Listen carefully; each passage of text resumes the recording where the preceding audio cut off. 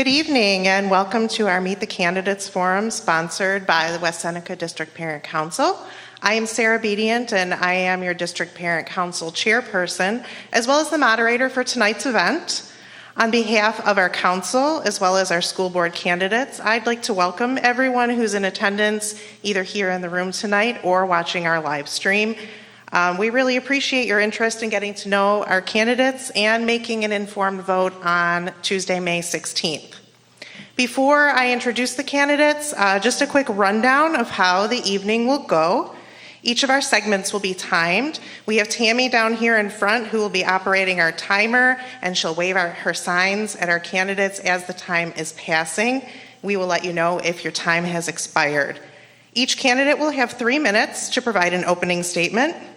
Then I will ask a series of questions that have been submitted by families and constituents through our Google form. Please note that some of our questions have been combined and reworded to group-like themes for clarity. Candidates will have 2 minutes to answer each of those questions, and we will rotate the order in which the candidates answer the questions so that each candidate has the opportunity to go first. If time allows, we'll take some live questions from our audience after we've made it through our list of questions. And candidates will still have 2 minutes to answer those questions as well. Each candidate will then have 3 minutes to provide a closing statement. So with all of that out of the way, I will introduce our candidates who are seated alphabetically tonight because that makes me happy. First we have Lorene Berlich. We have Trek Fulliter, Jennifer Kuss, Sandy Magnano, Sarah Pierworzek, and Laura Sokol-Scott. We also have 2 candidates who could not be with us in person tonight, John Barrett and Frank Zappia. I would just invite you to read their candidate bios on the district website or come out and meet them in person on Election Day, May 16th, right here at East Senior. And without further ado, we'll go ahead and move on to the meat of our evening and get started with opening statements, starting with Lorene. Thank you, Sarah. Like you said, my name is Lorene Berlich, and I am running for school board because I believe I offer a new vantage point, being a nurse, a mom, a Girl Scout leader in the community, very active volunteer in the community with organizations such as Camp Good Days, and especially with my Girl Scouts. We go on a lot of adventures, and being a nurse also at camp, you learn a lot about what is on their mind of all ages, from elementary through high school. I believe our times that we are, more than any, it takes a village. And it's so important that all members of that village are here to help support our schools, especially public schools at this time. I have a background, I said I'm a nurse, I also have a background in theater. So I know what it takes, a group, not just one person, to make anything come together. I know what it's like to work on a team. I have been active with the Winchester Potter PTA ever since my daughter started school, and on the board for a few years. And I've got to know many of the teachers, the staff, everyone from all levels. And it takes everyone from the custodians to the food service workers to the officers in the office to really make this run and have the best safe environment for all students of West Seneca. So I'm honored to be here. Thank you, Sarah, and for the committee for putting this together. And thank you for everyone else on the panel for stepping up and running. It really takes a community, like I said, to do this. So even just to be here today is such an honor. So thank you. Thanks, Lorene. Trek? Hi, my name is Trek Fulliter, and Sarah, thank you and all the staff and everyone in the West Seneca School District that helps put this on. I'm a product of public education. I graduated, and I cannot believe I'm going to say this, a decade ago from 2013's graduating class from West Seneca West. Some laugh. I'm an attorney, Western New York Law Center, focusing on tenant rights and foreclosure, as well as class action lawsuits. But I came up through public education. Public education is the silver bullet. It changes everything. The opportunities that I was given from the fantastic teachers and staff that I grew up with helped me learn, helped me develop, and helped shape the way that I have developed and what I have learned since then. It gave me the skills, the tools. At the bottom line of this entire election comes down to one thing, and that's making sure that public education is available in its best form for the kids. I'm a product here. I sat in these schools, I sat in these classrooms, and I am a product of what they can do. And so my job, and hopefully for what I can do on this board, is to give back to the teachers and the staff and preserve what's best for these kids. And so I want to thank every one of you that's on the board and all of the parents for the opportunity to hopefully serve that purpose and give back to the community that helped make me. Thank you. Jen? Hi, my name is Jennifer Cuss. I thank you so much for joining us today, and thank you for the parent committee for holding this today. I have been a West Seneca resident for the last 30 years. I graduated from West Seneca West in 2003.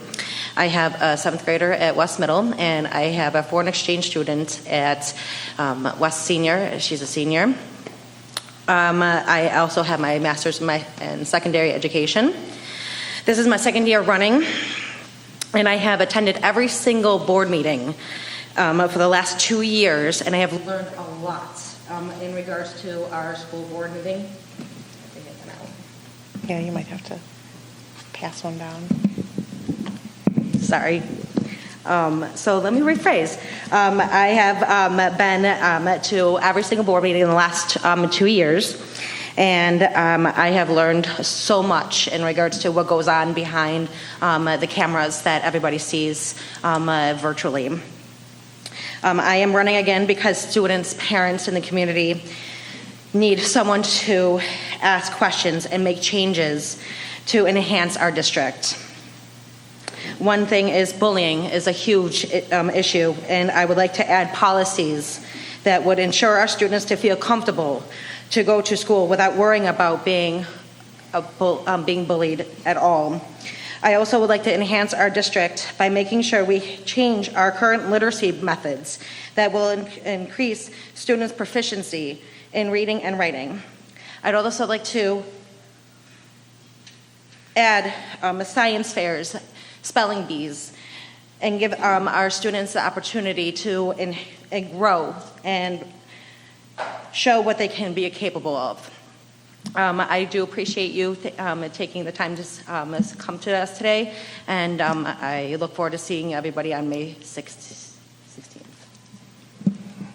Thanks, Jen. Sandy? Thank you, everybody, for being here. I appreciate all of the support. I appreciate all the candidates that are up here tonight. It takes a lot of strength to do this. I have been living in West Seneca for 38 years. I am a registered nurse of 41 years, admitting that is a little tough. I'm the mother of 3, and I'm going to be a grandmother, which is a gift. And my husband used to be a chiropractor here in West Seneca. We owned a small business, and we worked the business. My kids are now all here, which is a gift. And I will tell you that I ran for New York State Assembly and narrowly lost my election in November, but I spent hours going door to door with everybody. And I will tell you, we all think a lot alike, and our biggest concern is those of our families and our children, our communities, our seniors. It means a lot, and it means a lot to the taxpayers as well. We all have to work together, and we have to listen to one another. And I think I'd be a great candidate, and that's why I'm here with these other wonderful people. And thank you for your time. Thank you. Sarah? Hi, everybody. My name's Sarah Piawarzik, and I decided to run for the board because mainly of the short-sightedness that I see that the board has, the short-sighted decisions that the board has made over the last few years. I more recently moved into West Seneca. I've been here for about 7 years. My children are 18, 17, 16, and 12. So I have one that graduated already, one's graduating this year, a sophomore, and a 7th grader. We are on the west side of the district. For the past 10 years, minus this year, I was a volunteer coach for West Seneca Little Loop football and cheer. I coached cheerleading. I was on the board there for about 6 years. So I know many kids and parents from that organization from both the east and west side. I also was a volunteer softball coach for a few years through Southline Little League. And again, there's a number of students from both east and west that play through Southline. I was also on their board for about 4 years. Most recently, I work really closely with most of the coaches at West. My kids happen to be athletes, so last year alone, I was fundraising for the football team, and I raised over $10,000 for the team, and with that money, I would bring breakfast bags to their summer workouts. It would cover the cost of their camps, of the insurance. I made Thursday dinners for the team. I was at the school every week, and just got really invested in the kids. And I want all kids to have those experiences. So I want more people to step up and to kind of take on those challenges like I have. I want to see, equity amongst the schools. I want to see the hard decisions being made that have to be made for the betterment of all the kids. Redistricting is a big thing. Nobody wants to pull the trigger and do it, sorry for that expression, but it really has to be done. So, making those tough decisions and really making long-term fiscally responsible and just overall responsible decisions for the students is my goal. Thank you. Thanks. And Laura? Hi, everyone. Thank you for being here this evening. My name is Laura Sokol-Scott. I am a resident of West Seneca, and I grew up here as well. I'm also a graduate of West Seneca West. For a short time, my husband and I did live out of state and then returned 5 years ago, and a big part of our decision to move back was the opportunities that we wanted for our girls, and I felt like West Seneca provided that for them. In living here, I want to make sure that our kids, all kids, not just my own 3 that are in West Seneca schools, have student-centered support and programs available to them, and I want to make sure that they're going to be a big part of the community. When I went into education professionally, I wanted to foster a love of learning and engagement with our students. As a school administrator now, I continue to want to do that on a building level, and I feel like being on the school board will allow me to ensure that as a community we have in-school and out-of-school opportunities for our students. I think that there's a lot going on that is of benefit to students. I think that there needs to be more collaboration between the two sides of town. I think that there are ever-changing priorities in state education. I feel like I have a good understanding and handle in that because of what I do professionally. I think the future of our students is really dependent on the decisions that we make regarding the health, safety, and security of the buildings. I do think that there are program planning things that we need to look at long-term. There's a lot of things that go along with my experience that has to do with strategic planning and decision-making, being able to ask the why of doing things, and being able to really understand the ins and outs of programming that we currently have and where we need to go as a district. As a board member, I would be an active listener. I would ask those questions that we want to have. I would have thoughtful conversations with leaders in all of our different groups, not just district leaders, but also in the buildings, in the community, the parents, because we want to be able to ask and answer questions that are really important to those vested in our schools. Communication is a huge part of what I see as an area of growth for our district. I think it's an essential component to our district's success, and in making those tough decisions, we need to make sure that there's a lot of collaboration among our community, and I think that the board is a big part of that. Thank you. Thank you so much, and thanks to all of you for giving us a little bit of insight into your background and why you're here today. Now, for the part that we have all been waiting for, we'll move on to the question portion of our forum. As a reminder, each candidate will have 2 minutes to respond to each question, and Tammy will be keeping track of the time down here in front. If you need a question repeated as we go through the line, I will be happy to repeat the questions for you as well. Since Lorene started our intros, we will start the first question with Trek. So here's the question.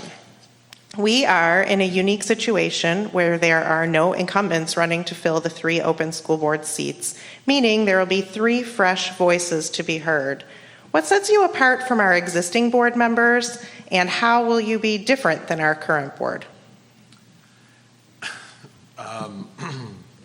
Well, one, it means that we have a lot of fresh voices and a lot of fresh ideas.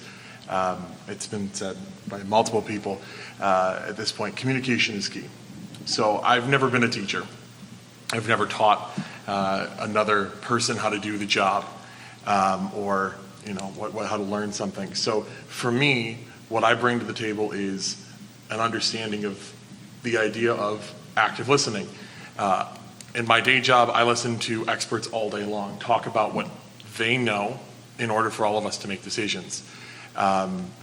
What sets me apart on this for this reality is every day I'm constantly looking at new information. I'm constantly looking at how it changes the puzzle that's in front of me and coming up with new and interesting and creative solutions. We're going to face a lot of problems. We're going to face a lot of interesting challenges and opportunities. The purpose of this is to identify the most apt answer. And that comes from bringing everyone into the room, talking to everyone that we can get our hands on. The more information that we have, the better our answers can be. And I do that for a living as an attorney, but it's also because I came from these schools. I wasn't, it hasn't been very long since I was sitting in these seats. So I know that there's a lot of information that we can get our hands on across the board. And that lets me actually bring a perspective of being a focal point for a lot of different voices. Can you repeat it? Absolutely.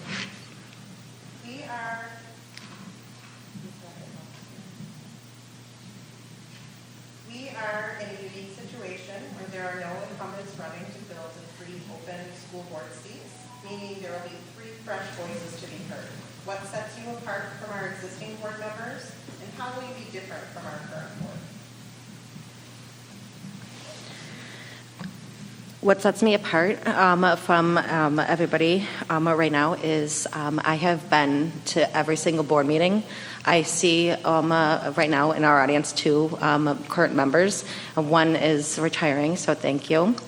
I see every time I sit and watch these board meetings, I want to so badly ask questions that I know that need to be asked when we have a presenter presented to the board.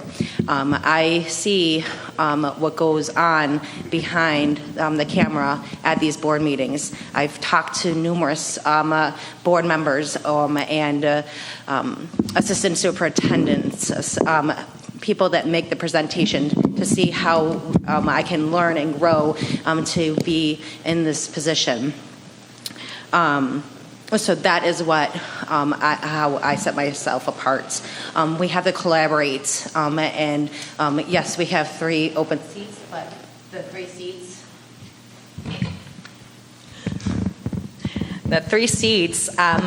whoever is on this board need to collaborate together to make this board and the school district a better place for our students, parents, and the community. Thank you. Thanks. Sandy? As a nurse of, like I said, 41 years, I'm a very good listener. And you have to listen to everybody. Everybody has a unique perspective on things. And what I believe and what you believe might be 2 different things, but there's always common ground. And I believe that, learning from my nursing experiences, I was the assistant director of the health center at Canisius College for several years. And I can tell you, you learn a lot from adolescents and children, and it's been an eye-opener. And, we went through the difficult time of the pandemic, and a lot of things happened to people during that time. Mental illness is on the rise with kids, and there's just been so many problems. And I do believe that you need to work together, you need to collaborate, you need to listen to one another, and you need to come up with solutions together. So I believe that I bring that to the table, and I look forward to being your candidate for school board.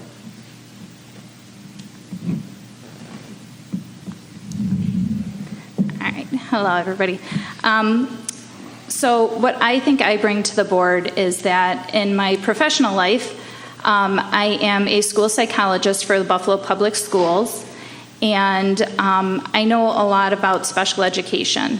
Right now, that might not be at the forefront of everybody's mind, but with what's coming up, it's going to be. There are children who are supposed to be getting early intervention services and preschool services that aren't because of a lack of therapists. So these kids who are already behind are going to come into kindergarten even further behind. Agencies are full, classrooms are closing. The children that we would refer out, we have to have a plan in place for how we're going to educate them, how we're going to do this safely. I believe in speaking with all stakeholders in the community. It shouldn't just be the 7 people at the board table making decisions. It shouldn't be reliant on consulting firms coming in and talking about numbers. We need to speak to the staff. We need to speak to the students. We need to see where the needs really are and make good decisions based on that information. Thanks. Laura? I think that it goes back to that idea of communication being a big part of what I do professionally and personally. I am a school administrator for Erie 2 BOCES, and every day I am working with the groups that we're talking about as stakeholders. I interact with children and all the different parts that make a school work. Our aides and assistants, our teachers, our related service providers. And that carries over into my personal life as well. I have 3 daughters that are in the school system, and so I have familiarity with what's happening at the different levels of school that they're in. Within 2 years, I'm going to have a child in elementary, middle, and high school at the same time, so I'll be well aware of the changes that are happening within the district from a parent perspective, and it gives me access to parent groups through the various things that we participate in, the activities we attend, and I think that makes a big a personal approach to how we deal with things in our community and how I access that information.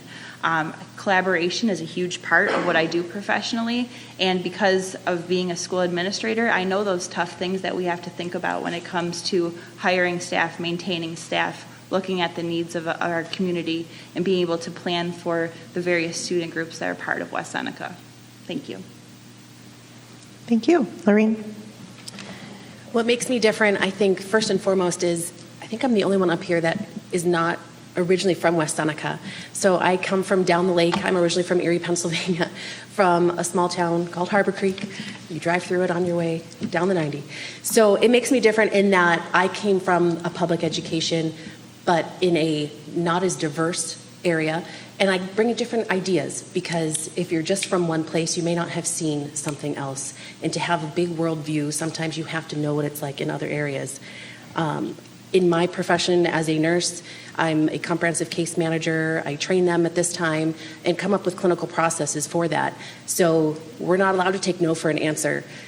So much has happened in this society, and we know that mental health is a problem, but so is socioeconomic issues that don't just happen in a hospital. They don't just happen in a doctor's office. They carry on. It doesn't just happen to that patient. I said I never had a patient. We had a family that we would have to take care of. So we can't take no for an answer. If something is there as a barrier, we have to find solutions to that barrier. Whether it's through grants, whether it's through multidisciplinary teams.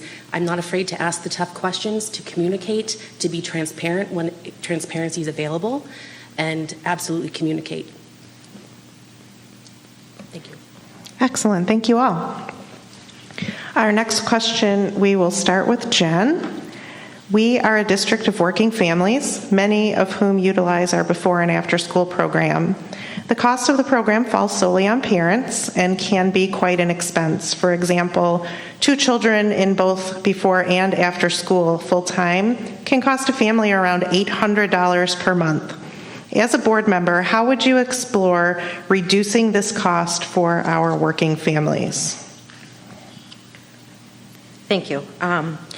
So the before and after school costs, it is a benefit, but also a burden, like you said.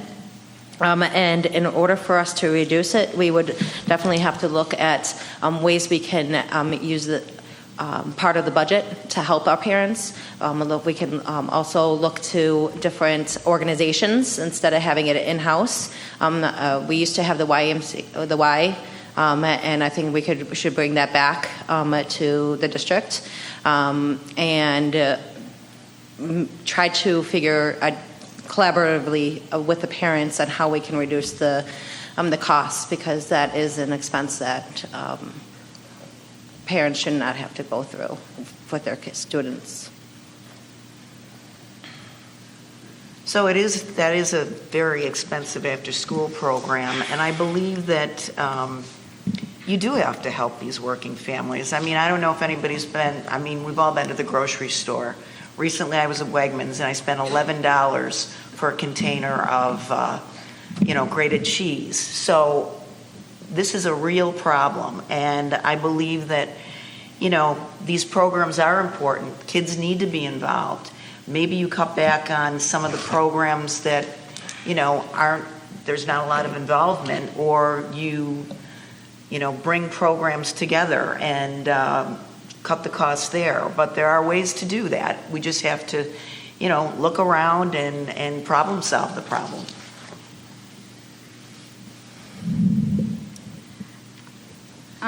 So like I said, I work in Buffalo. I grew up in Buffalo schools. Buffalo does offer after school for students. It is free of cost, and there is busing provided for some sites. So if they can get it for their students, we need to look into what they're doing so that we can try and get it for our students at a reduced cost or a free cost. So looking into grants, funding opportunities that way. West Seneca is a first-ring suburb, so the socioeconomic status of the people in our community, there is a wide disparity there. So for those who need that and would benefit from that service, I say we do everything we can to make sure that it's affordable.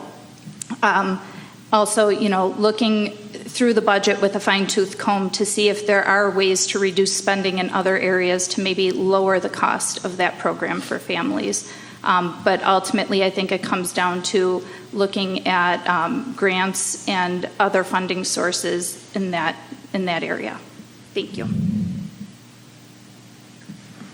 I do think that there are funding sources available. In my previous experience working as a teacher in other communities, I did have some access to grant writing and some of the programming that was available outside of the area, but that could be something we look at for our students here. I do agree with the other candidates in that we have to look at what are we spending our money on right now, and how can we make sure that we are doing something that's strategically best for the families in our community.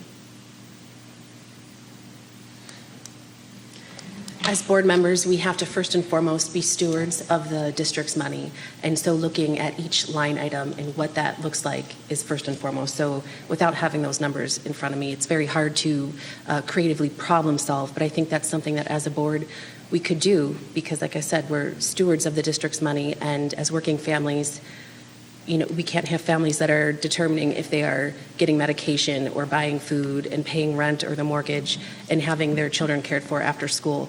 So that is absolutely something we're looking at, and grants are always the way, but other districts will also be looking at that. So we have to find creative solutions as a team, and I think working collaboratively will be key to finding that. Creative problem solving is the name of the game here. We have to be smarter about what we do with our budget, smarter about what programs we use, how we effectively use the budget. Socioeconomics are already one of the most detrimental issues facing most families, but it comes down hardest on the kids. No kid should come to school and be worried about anything but what's going on in the classroom. If we make it harder on the families, we make it harder on the kids to focus on learning. So as board members, we have to look at every opportunity, every resource that we possibly can. But that comes back to a point that I made earlier. It's about getting the most information. There are solutions out there. We have to be aware of them. We have to talk to the people who have the ideas and information necessary for us to make those determinations. But we can't keep putting the burden on the families. We can't keep offloading the issues onto people who are already focusing on a myriad of other issues. This comes down to being smarter, being more agile, being more creative in how we do things, and focusing on the bottom line, which is helping the kids. Thanks, everyone. Our next question, we will start with Sandy. What are your thoughts on bringing back curriculum once offered that has been removed? For example, family and consumer sciences, previously known as home economics, at the high school level.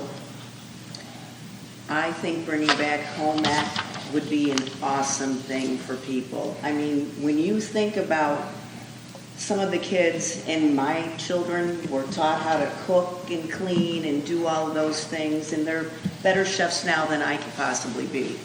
But home economics and those old school curriculum, it's really important. And I think, you know, the other thing is trade schools. Not everybody is meant to go to college, and I think trade schools are a great, place for students to look, and because everybody isn't cut out for college, and I can tell you that from, working at a college. But I think home economics would be the first thing to bring back. It's one of those skill sets that everybody needs.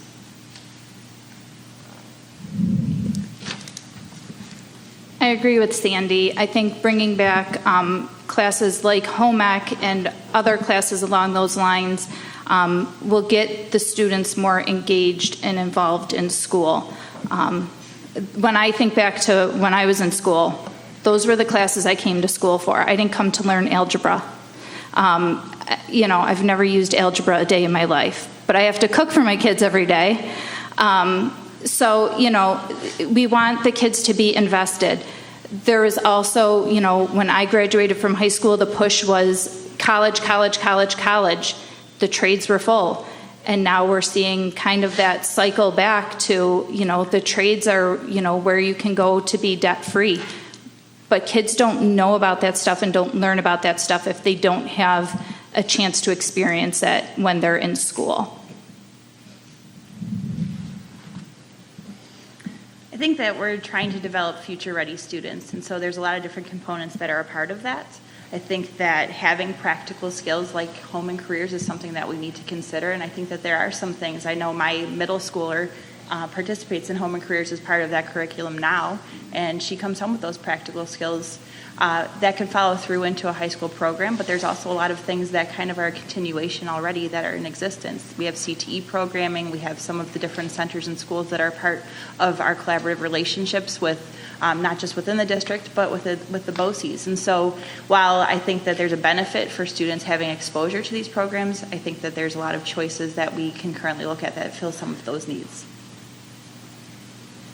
I think there's no better time than now to bring it back home ec. That is one of my favorite classes back in the day. And as a Girl Scout leader, teaching these life skills to those girls, knowing how to cook and how to sew, it's not just for women. It is not just an old school thing. To know how to sew a button on is a life skill. If you are out in the wild and you need to put together, there's Girl Scout leaders in here and I'm getting heads nod because they know. I tell my girls, I'm not ready for you to be released to the wild yet, because there's simple things that they do not know that we took for granted, that growing up pre-social media, pre-phone in our hand, we were cooking with grandma and mom and aunt, and we learned life skills that during a pandemic, I didn't have to be fearful because I knew that I could teach my daughter. I knew that I could garden, I could cook, I could make things happen. Same with during a winter storm, if you don't have electricity, how do you prepare food? Those are life skills that I think we should be teaching in the high school level so that they are future ready. That is so important to have productive members of society after we're no longer here, because the truth of the matter is you can't learn how to cook and sew hands-on through social media, through YouTube, on someone's phone. So absolutely, I think that should be brought back. absolutely in high school, if not sooner. I think this comes down to how ready are we making the kids in a drastically changing world. Our role as a board, as parents, as community members is to prepare the next generation to face the challenges that exist now, but give them skills to develop as things change. Home ec provides a set of skills, certainly, but I think the larger context of this is to take an eye to the entirety of the curriculum and ask the question, what skills are we providing for these kids in the future?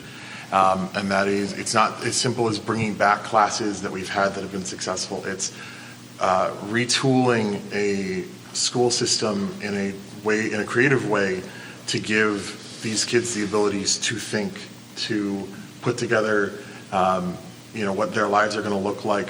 Because, we bring up social media, that in the last 15 years changed everything. We went from communities that were around the neighborhood to a global community. We have to provide those skills across the board for a changing future. And so it's looking at this, what skills can we brought in across the board, not just in home ec. Well, everybody is talking about home ec, the other board members have stated. While we need home ec, we also need to add different classes. Financial literacy. We need to get these kids, our students, ready for the real world. We need to make sure that they know how to balance a checkbook, even though we don't really use checkbooks anymore. But we need to, home ec is an amazing class that has it, but we need to expand that and bring into what we actually need to learn. Like Sarah said, I don't use algebra in the real world. We need to know how to change a tire, how to bring those things back that actually mean something. When the student walks across the stage, they are ready to experience the world properly.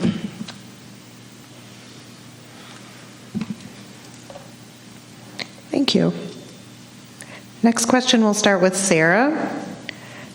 What do you think our current board is doing well? What can they do better? I think the current board is more united than past boards have been. I think that they are trying to open communication amongst stakeholders. I think they're trying to make good decisions for the long term, but with a board, majority rules. So, it's a matter of getting people on the same page and getting to a place where everybody can be in agreement on what is best moving forward. So, while I think that there's been more communication with parents and with stakeholders this year than there has been in the past, I still think that there's some, backdoor deals going on, some telling one person one thing and another person another, and I think that that's what needs to end. I think, transparency and showing a united front for what is in the best interest of the district, even if it's not in the best interest of that board member in particular for themselves. I would agree that the collaboration and communication of the current board has been an improvement over the previous boards. I do think that that's something that we need to continue to grow. I do think that with those changes, we can start to move into a direction where we're looking at how are we evaluating current programming? What are we communicating to the community about current programming? What are we using as evaluation tools when it comes to our leadership, our current curriculum, the resources that are being used across the schools, and how are we spending our money? Why are we spending it those ways? I think that that's something that the current board has begun to look at, but I think that that's definitely an area of growth. What I think the current board is doing well is that they took off the Band-Aid solution. As a nurse, I don't like Band-Aid solutions. They don't hold long term. And they finally brought kindergarten and pre-K back to the Winchester area, which then became Winchester Potters. Having those kindergarten students go across the district, my child being one of them, and at that young age, separating their emotional liability, like they don't understand that change at that age. So I think the current board absolutely stepped up and did what they had to do, and they opened Winchester Potters up, which is larger and allows a lot more of the special ed classes to be in the district and right at home where the kids are being transported out. So I think that's one of the best things they've done. They've improved communication. There's many avenues to do that. But I think with doing high performance teams in my current job, I think that's something that could certainly be looked at with the board moving forward. And part of that, there's 10 tenets to that, but the two big ones that always stand out for me are transparency and accountability.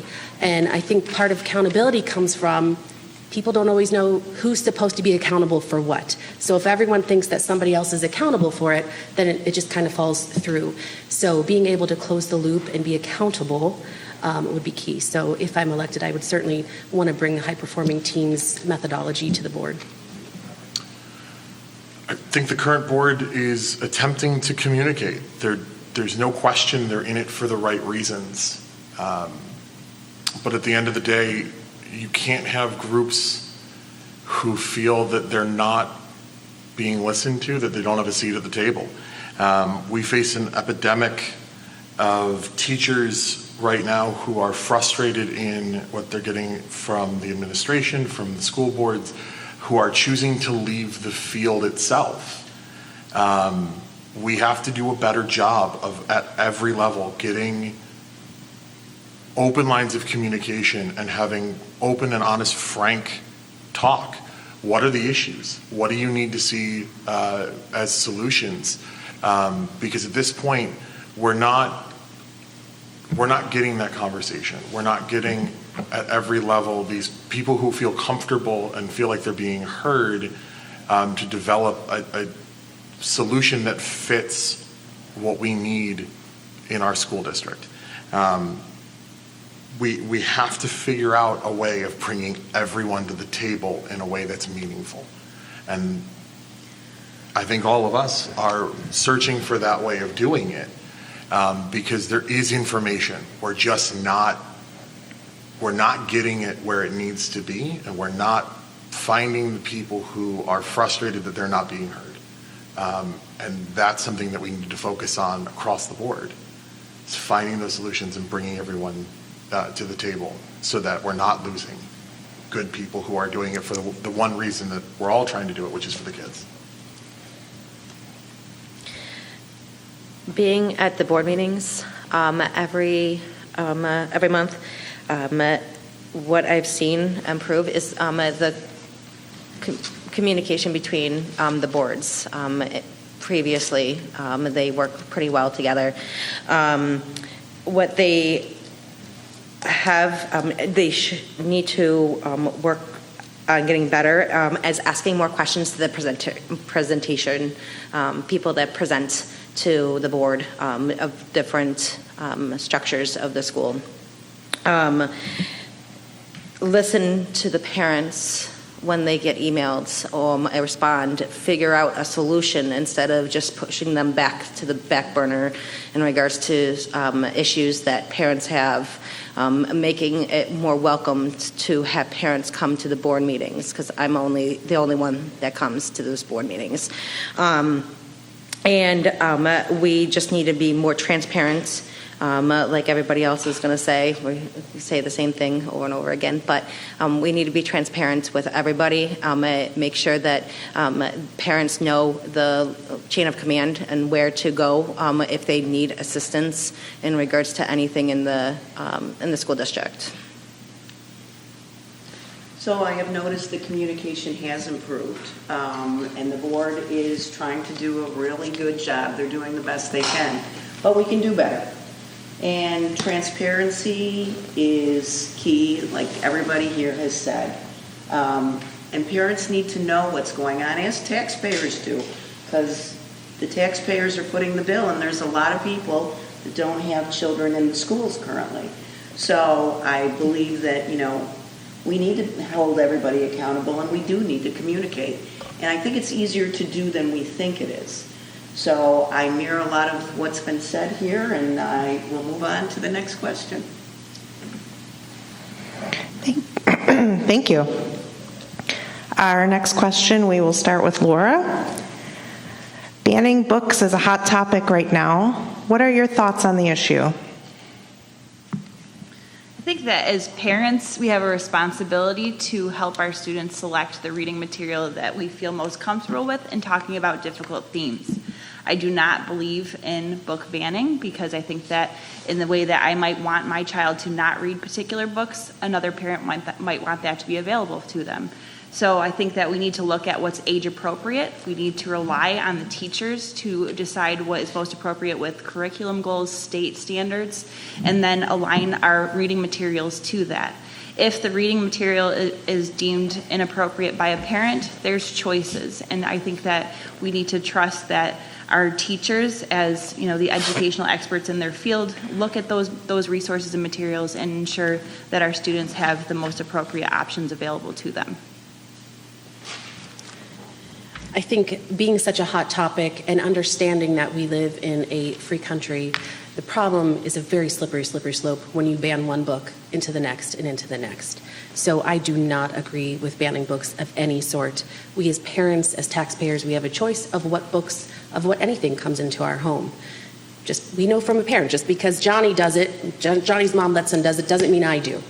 So that's a choice. That's a choice that we all have. And that is not one that I believe is to be in the schools for banning books. We're trying to raise forward thinkers, students who can think for themselves when they become adults and voters. And that means they have to have information available to them. If you just take what the next person said, then you can't think for yourself. So I am absolutely against banning any book of any kind. I am absolutely against the idea of book banning, and I will say it this way: it's a disservice to the kids. We're trying to teach them how to think and the skills necessary to grapple with difficult topics across a global environment, which becomes the pinnacle of what our society is. We have to teach these kids to grapple with these topics in a way that they can ask themselves and they can work on why does something make them uncomfortable. But this comes down to trusting teachers. They're the experts in the room. We can't continue to put ourselves in a position where instead of dealing with the difficult topics, we're just removing them. It leads to detrimental consequences later on, and it prevents us from actually creating a culture that understands itself. Every one of these kids has the opportunity to learn something, to grow, to figure out their place in society and how they think about these things. And we deprive them of that every time we take pieces of information off the board. So I am fervently against. Okay. I do not believe that we should ban certain books. I think that we need to be transparent, and the district has to be transparent, allow the parents to know what kind of books are in the library or in their classroom.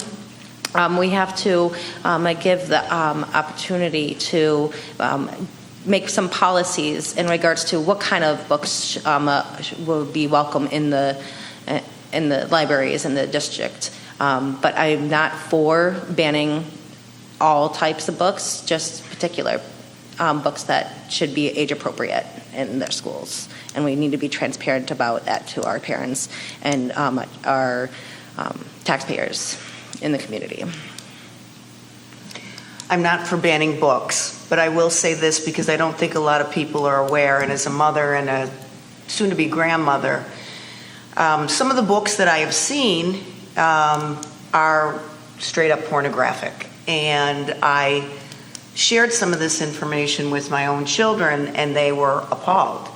And when you actually see what's in front of you, it's very disturbing. And these books are rated from 1 to 5. 5 being books that contain rape, sadomasochistic behavior, and bestiality. A lot of these books fall within the 4 and 5 range. I find that is not helpful for children, and I believe children need to grow up in a world where they can just be kids, and we leave that teaching to our parents in collaboration with the teachers. So when you really see the material out there, it's an eye-opener. I will say that. I'm not for banning books in the schools. I think that, as everybody on the panel has said, you're allowing children and young adults to kind of experience learning in their own way. They're having thought-provoking conversations based on what they've read. They're learning and growing from what they've read. I don't think any book is going to be worse than what they're going to find on their phone.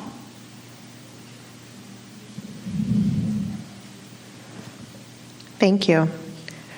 Now we're back to Lorene. Can taxpayers count on you to hold the line on taxes, and how would you demonstrate fiscal responsibility? That's a great question, Sarah. Again, you have to have numbers in front of you, and as taxpayers, we don't want to see these numbers goes up. We know we have some of the highest taxes, but the bottom line is that we are stewards of the district's money. We have to make sure that our students have safe environments, that they have the education that they deserve, and that they need to be future citizens of this town or of the world. So it depends. I don't want to say that I would ever raise that. I don't want to ever say that.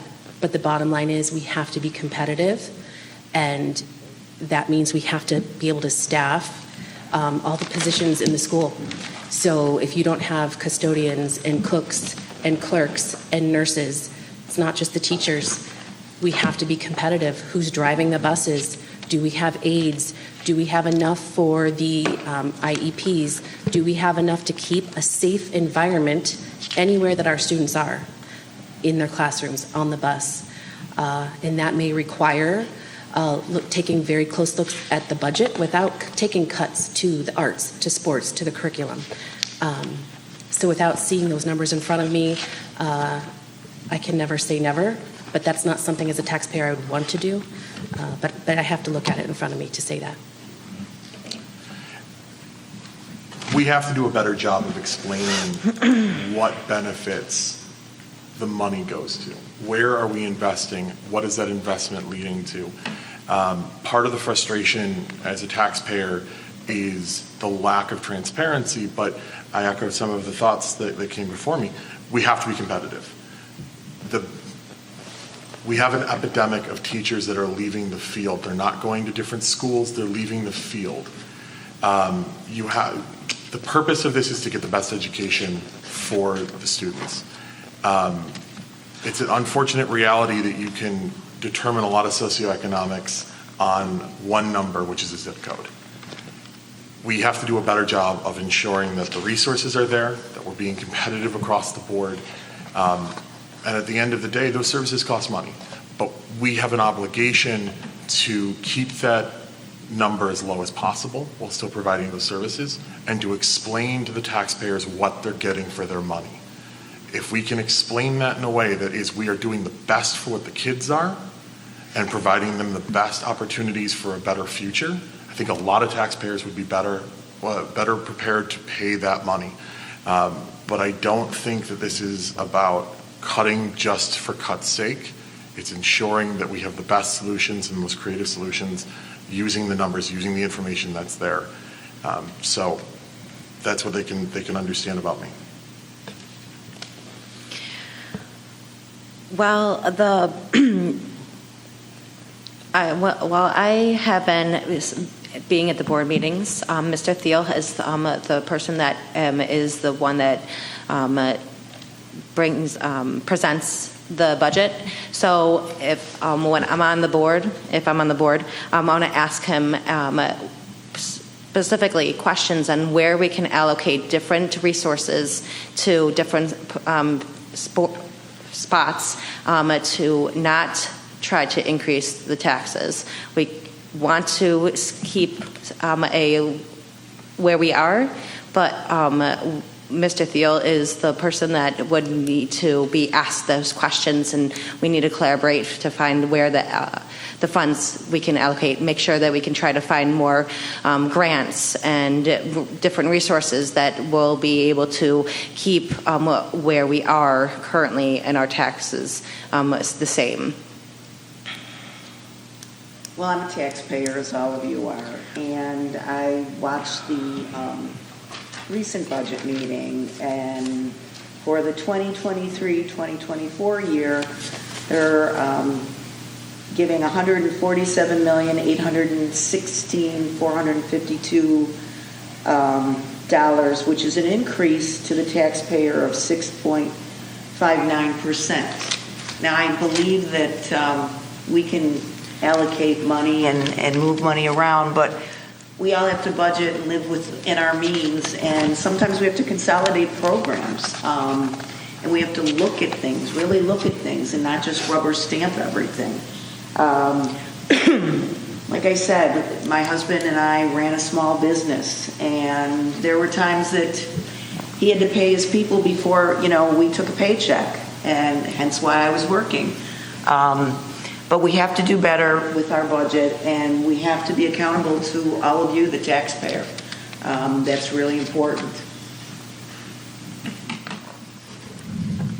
All right. I agree. We're looking for a good return on our investment. I don't mind paying taxes when I know that I'm getting a good product in return. I'm getting students who are coming out of school who are ready to either join the workforce, go to college, hopefully come back into the community and raise their families here. That being said, I think the budget needs to be looked at. I know I've brought up before, I live in the neighborhood right next to West Middle, and every day there's a bus that comes through our neighborhood to pick up students to go to West Middle. And every day, not one student gets on that bus. So why is this part of a route still? If it's happening in my neighborhood, I'm sure it's happening elsewhere. So areas like that, I'm not an expert in transportation. Perhaps there is a rationale behind that, but I want to sit down with the heads of those departments and really ask those questions and get the answers and see if there is any wiggle room or see if there are any changes that we can make to be more fiscally responsible with the taxpayers' funds.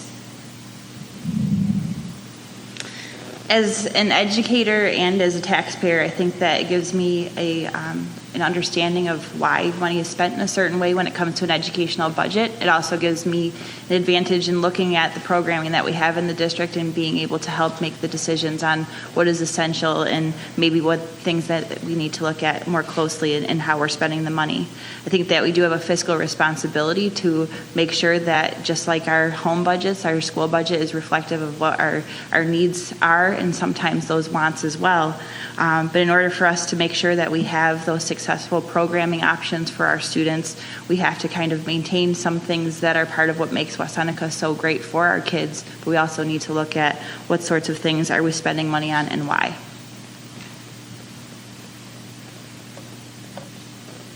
Excellent. Thanks, guys. Next question, we will start with Trek. School board members are required to make decisions regarding educational policies and procedures. What training, education, or professional experience do you have that makes you an informed decision maker for our district? Well, I mentioned that I'm an attorney, and the grimaces in the audience that tell me that that's the opinion holds true. But part of what I do every day is gather information and create a strategy moving forward using that information in order to provide a goal. And depending on what I'm doing, those goals change, but I'm not an expert in any one field when it comes to the issues that I face in a case. As I said earlier, I'm not a teacher by trade. I'm not an administrator for the school district by trade, but what I do very well is bring in information together in order to create executive decision making. At every level, we have information that's available. We just need to listen to it. We need to compile it in ways that make sense, and we need to create decisions based on that information. There's an expertise here. There are new and creative ideas from people who are starting out in their fields, that have been doing this for forever, that we can tap that potential. And that's the benefit of having so many good minds that are there to benefit the kids. My job is to create a role of communication. Come talk to me about it. Let's figure this out. So I can walk into a board meeting with all the information necessary so that we can create the best and most creative solutions possible to solve these issues. There's great opportunity here. We just have to be willing to listen to it and think creatively about it. I have a background in this secondary education. I went to Canisius, so I have the teaching background, but not in the classroom as of right now. What we have at the board, we have presenters, and we have those that the school has hired to present to us different strategies and different groups of what's going on in the school. So I would want to make sure I'm asking the appropriate questions to them to get the correct answers in regards to the different policies. I want to add different policies for such as bullying. We do have the opportunity to change these things to make it better. We had to listen to the parents and the community of what needs to be changed to make it better for our students. So it's not just who's on the board. We had to listen to everybody that's involved. Students, we had to listen to the parents. We had to make sure that everybody is heard to make these policies appropriate. I'm a registered nurse of 41 years, an old nurse, I guess you would call me. When I was the assistant director of the health center at Canisius College, it gave me a very unique perspective on things going on in the world. College kids, like I said before, have a way of making you think a lot differently and opening your eyes and your mind. And some days they listened to me, some days they didn't. And then there were consequences that some days they'd show up in the health center and some of their decisions were poor decisions and we helped them work it out. I believe that we do need to work for the parents and the taxpayer, the children. We have to work together. And I think, we don't do enough of that. We don't do enough listening. When I told you I went door to door, it was amazing to listen to families because we all think a lot alike. We're not that far and different from one another. We care about our families. We care about our communities. And once we listen to each other, we're a lot more together in things than we are not. Thank you. What I feel makes me a good candidate is that I bring a special ed background to the table, and that I've also been so heavily involved in volunteer work within the community. I also know when something's not in my wheelhouse and it's beyond the scope of what I know. And I'm open to listening and learning from my peers and working together towards a common goal. I believe in strengthening relationships with all stakeholders and explaining why decisions were made, not just saying it's a no because I said so, but really getting down to why the decision was made in the way that it was and giving people that rationale. Will some people still be upset with you? Absolutely. But at least then they can understand why the decision was what it was. I think that this is an area that I do have a unique perspective because I've sat on committees as a parent, as a teacher, and as a school administrator in being able to look at the policies and procedures. I'm very familiar and spend a good amount of time reading through both local and state policies and how that impacts schools because that's my daily life. I'm living that with my own children and with the students that I work with daily. I have, sort of a background in being able to do the research that goes along with what is needed for the district when it comes to the changes and policies that we currently have. But I also think that aspect of listening to stakeholders, of communicating the what and why in decision making is a huge part of what is going to make a successful board and a successful community. My professional experience with policy and procedure is that I do them almost on a daily basis in my job, reviewing current policy to what we need to have in regards to nursing. So it has to do with state requirements and just within my own company that I work at. So constantly revising them. But in order to do that, you have to talk to your subject matter experts. I am not the subject matter expert of everything, so I go to those who are. I go to those who are the boots on the ground, the people doing the job every day. What is their challenge? I use empathy. First and foremost, I use empathy. I think our world struggles with apathy right now, which is that they don't care. So we have to come at it from empathy of what is it like to be in their shoes. And we can make all the policies we want, but unless we put ourselves in the shoes and listen to the people who are in those shoes to really make change, nothing's going to be positive. So that's where I think I have the professional experience of doing policy creation and evaluation and revamping. And I listen with an empathetic ear. And then the key to that and being accountable is you have to then see, did your policy work? You have to reevaluate it, come back around, what worked, what didn't work, and let's take another look at it. You don't just put it in stone and walk away. You have to reevaluate. Thank you. This is a question specific to redistricting. How do you think the school district should be reorganized going forward? And how would you plan to strategically organize and oversee the redistricting process? And we'll start with Jen. Well, thanks. I think that we definitely need to look at restructuring our schools. I know that there's a lot of students that live in the Winchester Potter area that actually drive past the school to get to Allendale. I think that community schools need to come back to where we were and make sure those kids go back to where they're close to the schools. And I want to make sure that the parents and the stakeholders are well aware of every single step that the planning of redistricting is without being surprised, because that's the one issue. What I also think that we should do is for our eighth graders, hypothetically, if we did this next year, our eighth graders that are going into ninth grade, they should be grandfathered into that specific school, or our seniors, or juniors going to seniors, they should be grandfathered into that specific school, so they can finish that the school that they should be in.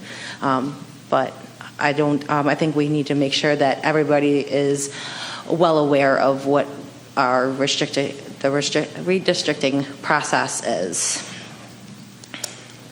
So I'm not as familiar with the whole redistricting process as Jen is, and I do believe that, and I will quote her as well, that, kids need to be in the district, and for a bus to drive by a school, that just doesn't make any sense. And I'm not a transportation person, but I think we can absolutely do things a lot better along those lines. And I'm going to do my homework a little bit better about the redistricting, to be honest with you, because I don't know enough about it. But these are important topics, and I don't pretend to be the expert on this one. Thank you. Redistricting has been something that's been on the mind of many, I'm sure, for a number of years. We've heard it, but we haven't really seen any progress. I know that we need to look at space available, look at the numbers of students in each building, the number of teachers you need, the number of therapists, and make sure that we're making an equitable and fair long-term decision. I don't think changes should be made abruptly. I think that they should be made slowly over time because, it is important to these kids. I have a son who's a sophomore at West right now. If next year he was told he had to go to East, he wouldn't be happy about it, nothing against East. But it's just, it's important to these kids. But there are ways to do it. And I think that, just talking with the stakeholders, figuring out a plan, what is the most sensible plan, and then moving forward with it, with the realization that this is going to happen again in our lifetime. It's happened previously. My mother was, in the midst of a redistricting with West Seneca schools. So was my husband. So they will survive it, the kids, but I think we need to be transparent and make it as smooth of a process as we possibly can. So as a parent living in an area that historically has been part of the redistricting movement back and forth, I've taken a vested interest in understanding the what and why of the decisions that are part of this. And I will say that I do think there's a strong community aspect, especially in elementary school, that needs to be considered when we look at how we redistrict. I think that we need to look at population projections over the next 5 to 10 years, because this should not just be a decision that we're making based on the current numbers in schools, but what are going to be the long-term numbers in schools, and what are going to be the staffing, retirement, things that are related to the support and facilities of our school buildings. What are these capital projects going to do to change the nature of the schools and how they're used, and how is that going to have an impact on the way that students are distributed amongst our schools. I think that this is something that can't be done in a single year or in an immediate process, but it's something that as a board member I would look into what research is already existing for board members to consider when making these decisions, and how would that impact our students and do what's best for the availability of resources for all the different populations of kids that are in the different school buildings. I mentioned before that as a board member, I would look to the subject matter experts. I know that there has been teams and committees, and that there are experts who look at the actual sizing, the population projections. That's key. You can't do that without this information. As a parent and a taxpayer, 5 years ago when my daughter was in kindergarten, I absolutely made the comment of, you need to redistrict, because she was shipped across to the east side because of Winchester. And just now, it took 4 years for that to happen, more than that, because I wasn't invested until she was in school. So there is a whole school in this district, Winchester Potters, those families have felt this need for years. I have lived in West Seneca for 10 years, and I think that's probably when that happened. So there are parents and taxpayers in this community who have seen their children in at least 4 different schools because this has not happened. I was told at that moment, that's a 4-letter word, don't say that. Well, I'm going to say it. It needs to happen. It needs to happen smart and fairly, and not, like you said, not a knee-jerk reaction. We need to think this through. It's going to take some time. But not too much time, because it needs to happen. So fairly, and with the subject matter experts at hand, I would listen to that information and come up with creative solutions as a team. Well, this starts from the central concept of do what's best for the kids. We have to focus on the resources that are available, how we're going to distribute teachers, what classroom sizes look like, what geographic locations look like, what the money looks like for the taxpayers. It's a long-term process, and it's one that we have to go delicately into this process with all the information humanly possible. But this comes down to a very simple idea. We have to do what's best for the kids. And busing them across district, busing them to schools that are nowhere near their houses may not be the best solution, but we also can't forget that we have to equitably distribute the resources. No kid should wish that they went to a different school for a better education. So as part of this redistricting, we also have to focus on providing the best educational background that we can. Every kid has the right to a good education. And so we have to be smart about this. We can't go about this simply for shutting down one school or moving one school and putting 35 kids in another classroom. We have to be better about this and more creative about this, because we can't afford to do this wrong and realize it 5 years from now when we've negatively impacted kids in one area of the district and not another. We can't afford to have an oops moment, because that will have detrimental effects on our kids and on entire portions of this district. So we have to be smart about this. Thank you. So that is the end of the questions that were submitted by our community members. And once again, I would like to thank the community members who submitted questions through our web form and through social media. At this time, we would like to open the floor to questions from our audience members. Questions must be directed to all candidates. If you are interested in asking a question, please line up at the mics in the aisles, and we'll get through as many as we can, and we'll take it from there. So if anybody's interested, step right up.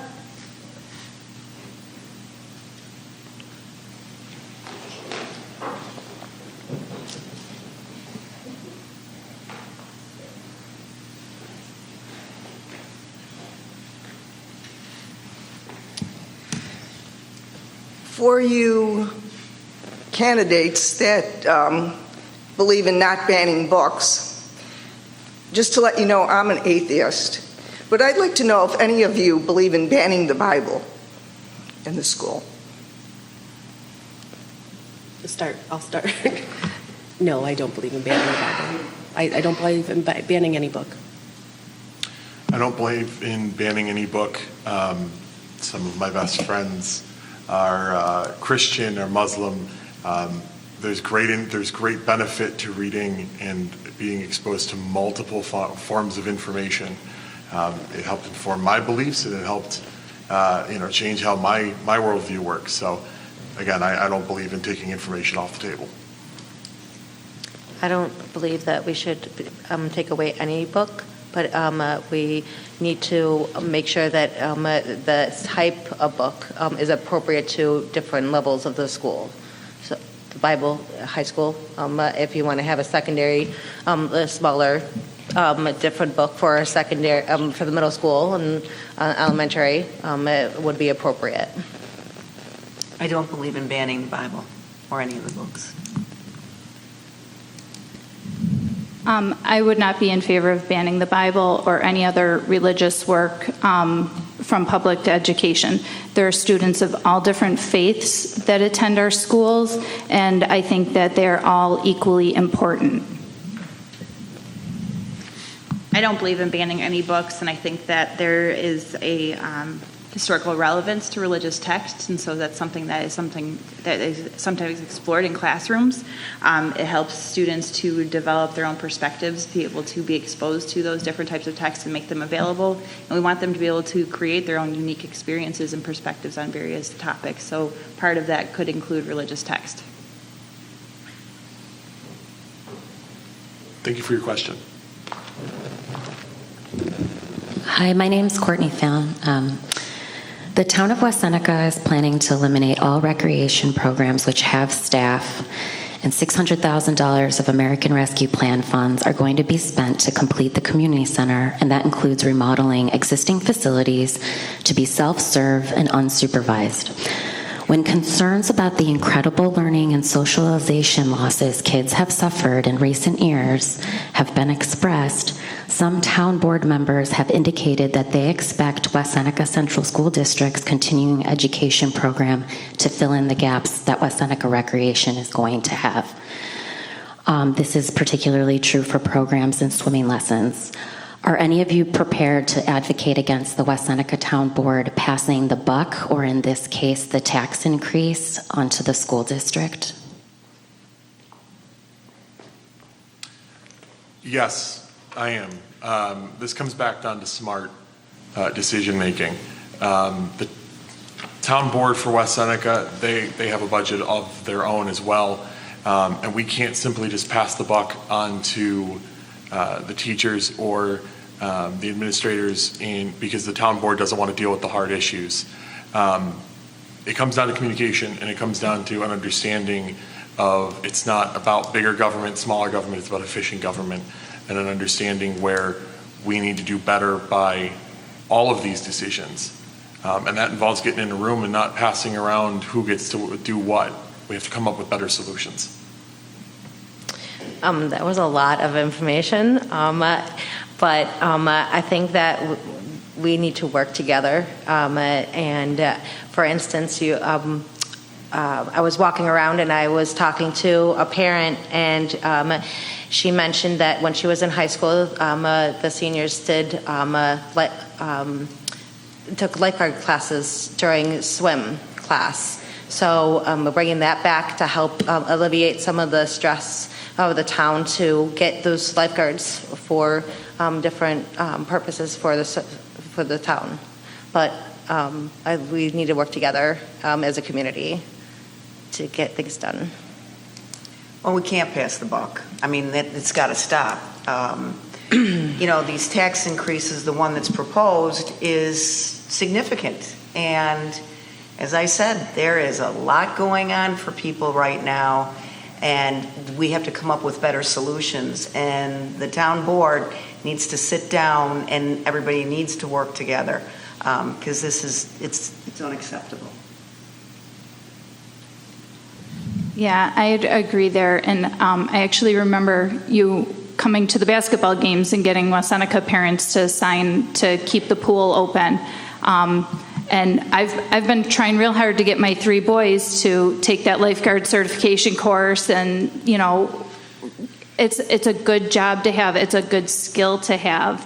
As far as the town passing the buck onto the school district, I don't think that is right or fair at all. But I think there are ways that the town and the school board could work together and offer more programs through community ed, so that the usage of the pool in the community increases, and hopefully, kids will start to learn to swim and want to come back and want to use the facilities again, and we would have the staff to open them. I agree that this is something that needs to be a continued conversation.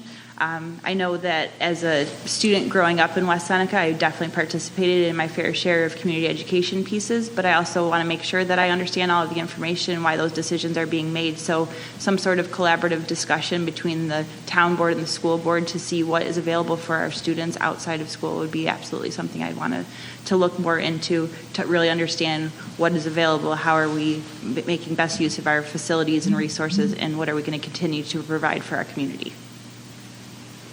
I think it's important for us to remember our boundaries, and as stewards, again, of the district's money, it would not be appropriate for those to cross over. So there does need to be open communication and accountability. So just as the school board has a budget that they have to adhere to, the town board is going to have to be creative in their ways as well.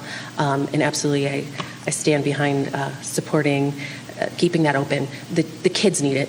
And for those of us who volunteer with so many of the kids, we see what they need. I spoke earlier about them with their, heads in a cell phone all summer. They need to be in recreational activities through the community. So yeah, no, I'll absolutely stand with you on that. Thanks. Any other audience members would like to ask questions?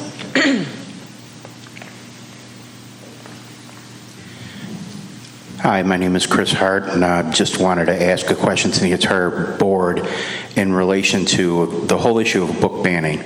Can any one of you name a specific book that mentions rape, sadomasochism, or anything in that nature? A name of a book, because I would be particularly interested in to know that. Thank you.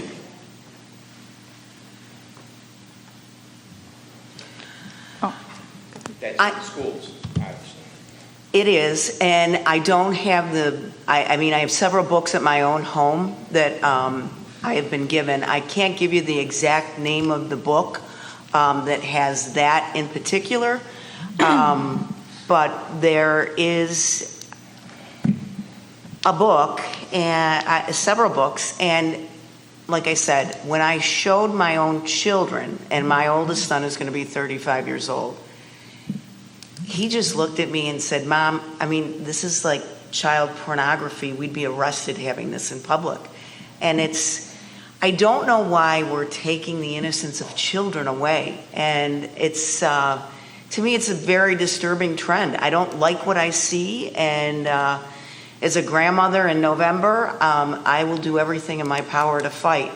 I believe there's a list of 45 books that I am aware of, but that whole rating from 1 to 5. Not even one?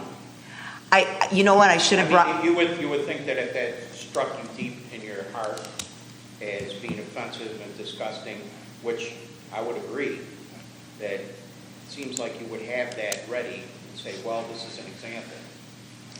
And maybe the other candidates have knowledge of that. That would be of interest to the public and particularly to me.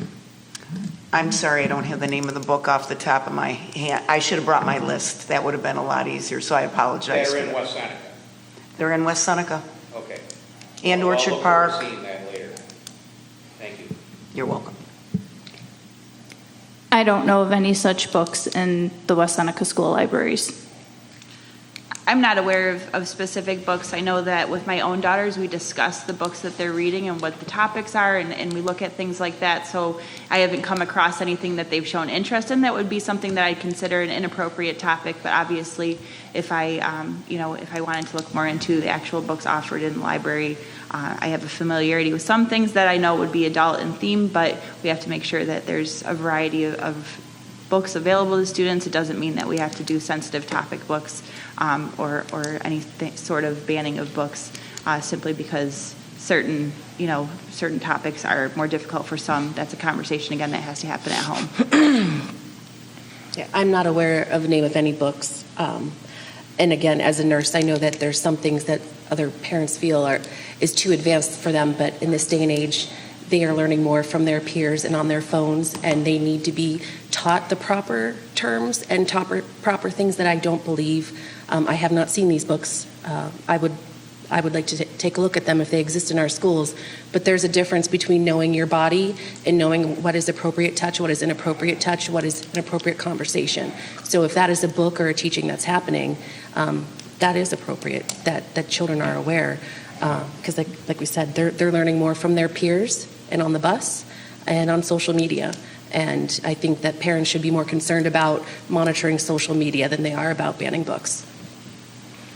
I can't name a single book. But I do think that it's important to remember most of our teachers are parents. Most of our teachers have families. So the concerns of the parents aren't exclusive to the concerns of the teachers. And then we need to remember that the teachers do this because they love making sure that the kids are growing. Most of these teachers have children that have either come through West Seneca or gone through public education.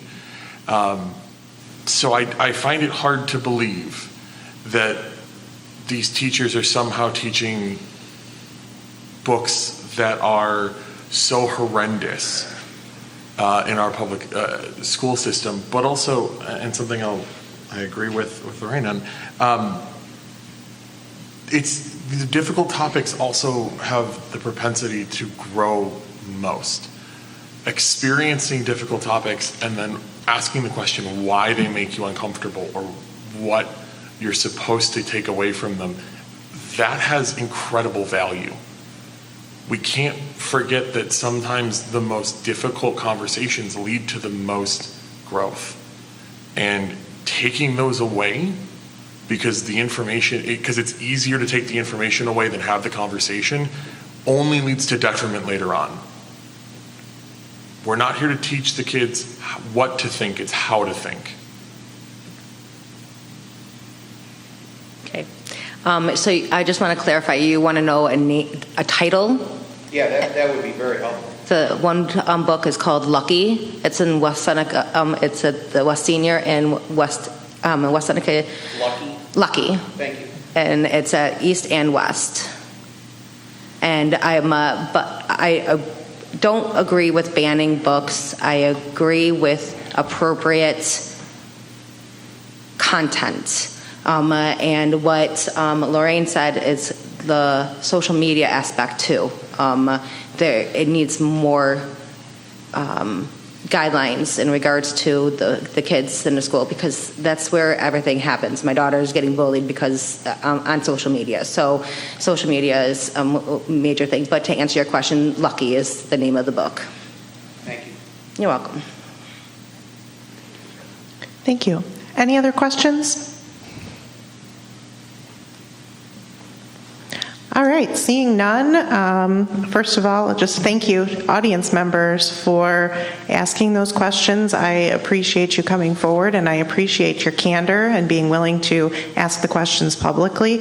It's really important for this kind of dialogue, and so we really do all just appreciate that, and we appreciate you being here. At this point in time, we will go ahead and open it up to our candidates one more time for their closing statements. And what I would like to do is reverse the order and start with Laura. Thank you for sharing this time with us. I think it's so important to have community engagement opportunities and be able to not only hear from candidates, but also have an opportunity to potentially represent our community on the school board. Educational and training opportunities are very important to me.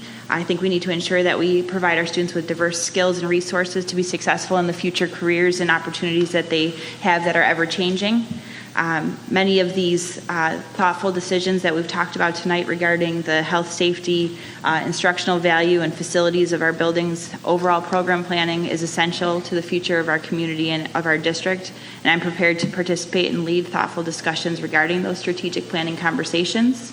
I think that the communication aspect that I discussed earlier with stakeholders is an essential component of our district's success, and I'm prepared to ask those questions and create those opportunities to have those conversations in preparing for decision making as a district.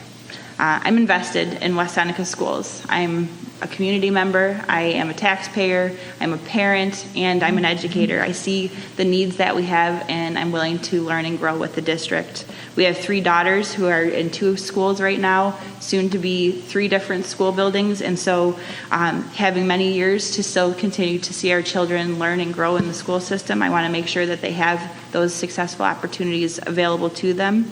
We want to make sure that all of our students in West Seneca have great educational opportunities, programming that's appropriate, student-centered support, and programs available so that they can become productive members of our community as well. Thank you. Thank you, everybody, for coming tonight. At the end of the day, I'm in this for the betterment of West Seneca schools and creating well-rounded individuals that come out of West Seneca schools. My kids half of them are already out of West Seneca schools, so I have no personal stake to gain. I'm not doing this for any personal reasons other than wanting to see our schools and our children thrive and survive.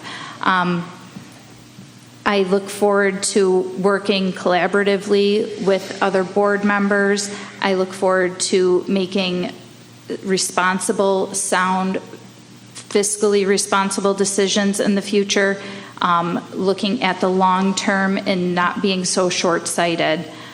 So again, I just appreciate everybody's time tonight, and I hope you come out on the 16th. So thank everybody for coming out tonight, and thank the candidates and everybody who put this program together.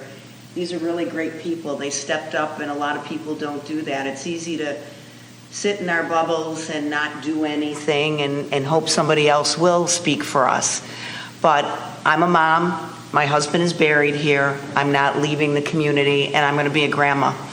And I really, really do care about what goes on in this community. Like I said, I'm not leaving. We need to be accountable to our children, to the taxpayers.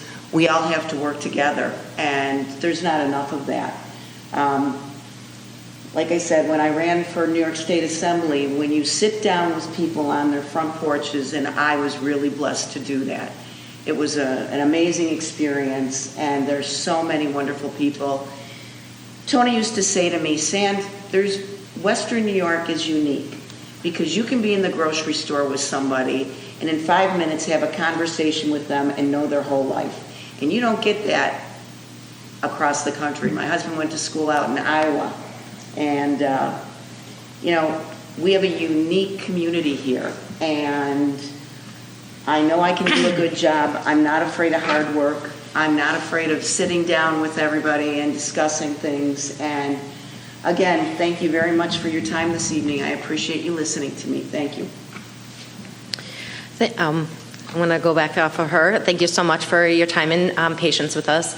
I have worked 2 years to get into this. Last year I ran. I lost just shy of getting on the board. But in that meantime, I learned so much. I'm not in this for me. I'm in this to help our community and our schools. I see the potential that West Seneca has, and I want to make sure that our students can exceed in what we can provide them. And I want to we have amazing candidates here, and I hope to see you guys on May 16th. Quote the great Marv Levy, "Where would you rather be but here now?" Thank you to everyone that did take the time and energy to come out tonight on a Thursday night. On the 16th, there's going to be an election. 3 people are going to end up on the board of education, or I'm sorry, on the school board for West Seneca. And the question comes down at its more basic form to who do you trust to work on behalf of your kids and the kids in your community? There are a lot of big issues. There are a lot of issues that are going to affect this community, not in the next year, but in who we raise that will be in these spots in 10 years. I'm a product of public education. 10 years ago, I wasn't thinking about sitting here. But it's time to give back to the community that I grew up in. That means in 10 years, someone who's going to be sitting in these seats is going to be on the same path. Who do you trust with your kids? Do you trust someone who is going to trust the teachers, who's going to put the information in the hands of people who have spent their entire lives learning how to do this and how to make the best decisions so that we can raise the next generation in this community? At the end of the day, we're all up here talking about the same things: communication, transparency, putting this back together in a way that makes sense so that we can build a community for the next 30 years. At the end of the day, this is for the kids. Everything that we do is going to be for the kids. So think about what you would want for your kids. And hopefully we can, whoever you vote for, you have the faith and the trust that they will do what's best for your community and your families in this community. And I hope to see all of you out there. I hope to see all of you vote. And if it's for me, I would welcome that opportunity. If not, you have to do what's best for your kids, and I can appreciate that. I'm going to try to wrap it all together here. Of a book that I wouldn't ban is a cookbook. In a cookbook, there are recipes. You might need a 1/4 cup of sugar, 2 cups of flour, but all you have on hand is a 1/3 cup because the other ones are dirty. That's algebra. I do algebra every day. That's because I was taught by amazing teachers. Algebra 1 and Algebra 2 I struggled with. That was not my thing. I was an arts kid. That was hard. We thought geometry would be easier with shapes. No, that was hard. I vowed I would never do that. Somehow I became a nurse. There's a lot of math. It's nursing math, but it's there. I'm a Girl Scout leader. There's algebra and how many cases of Girl Scout cookies will fit in your car. And depending what kind of vehicle you have, there's mathematical equations out there for it. So I love public teachers, I love education, and I use every bit of it every day. I try to instill that in my daughter. The first thing we did when the pandemic brought us home was home ec. I think we all did home ec. What did we make? Banana bread. I have the pictures. I think we all did it. Do you put nuts in it? Do you put chocolate chips in it? We do both. We're all here for the students. We're all here for our community. What is so clear to me is that West Seneca is just a passionate town. That's why we moved here. It was a bonus of the arts and the music education that are here. That just speaks so to my heart. And I promised myself that I would not do this, but just to wrap it up, I believe the children are the future. Teach them well and let them lead the way. Okay, there you go. That's all you're going to get. All right. Once again, on behalf of the West Seneca District Parent Council, I would like to thank everyone for being here tonight, both in person and online. Thank you to our candidates not only for running, but for participating in this forum. We really appreciate you being here and being willing to talk with all of the people. I would like to thank Jeff Pacer for all of our mics and live stream tonight. That's really fantastic to make sure that we have so many people who can watch if they cannot be here. As a reminder, Election Day is Tuesday, May 16th, right here at East Senior. Polls are open from 7 to 9. And I'd also ask that you please consider supporting East Senior's PTO that day with the purchase of a barbecue dinner from 3 to 7 or until it's sold out. And the proceeds from that barbecue do benefit East Senior PTO's programs for scholarships and other great activities for their students. Thanks again, everybody, for being here, and good night.